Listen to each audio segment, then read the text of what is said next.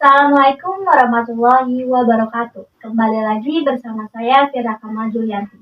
Kali ini saya akan membuat video tentang bagaimana cara membuat ramuan herbal yang berkhasiat bagi penderita batuk.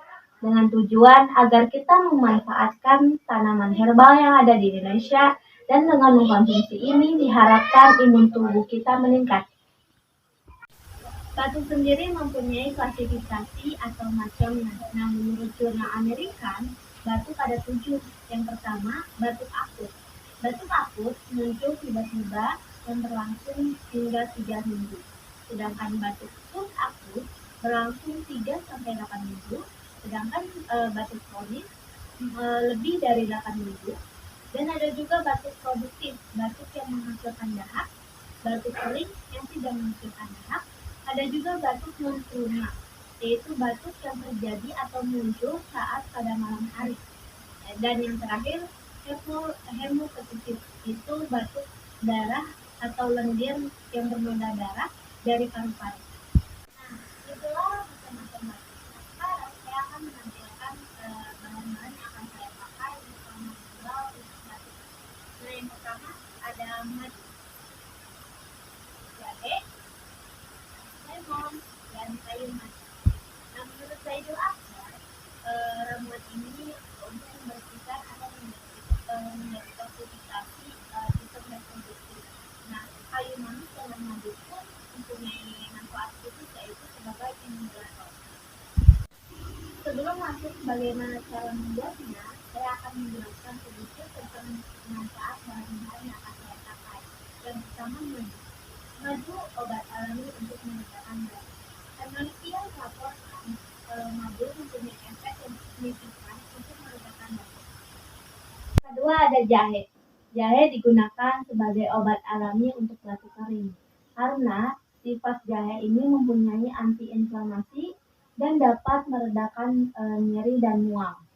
Dalam jurnal, sifat antiinflamasi ini untuk mengendurkan selaput yang di dalam saluran udara agar meredakan batuk atau mengurangi batuk.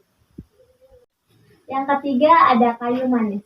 Kayu manis ini mengandung banyak antioksidan dan dia mempunyai sifat untuk menambah kekebalan tubuh, dan kayu manis ini cocok untuk batuk kronis.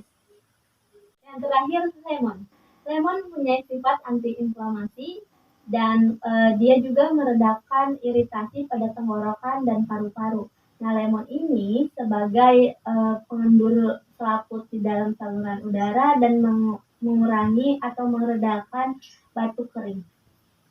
Nah, itulah bahan-bahan yang akan saya pakai. Berikut tutorial yang akan saya tampilkan setelah ini.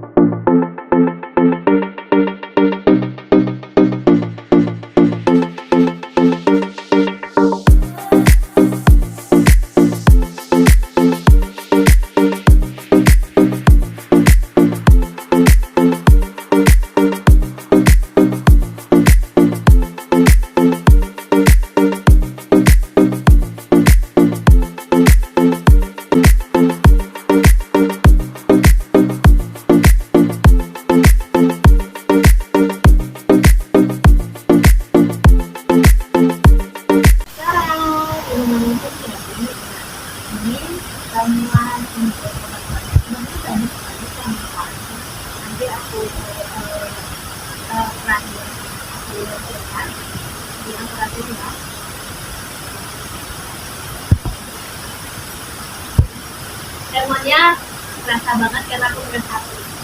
Kalau kalian gak suka asam, boleh kalian kurangi. Atau kalau kalian suka manis, kalian boleh kurangi.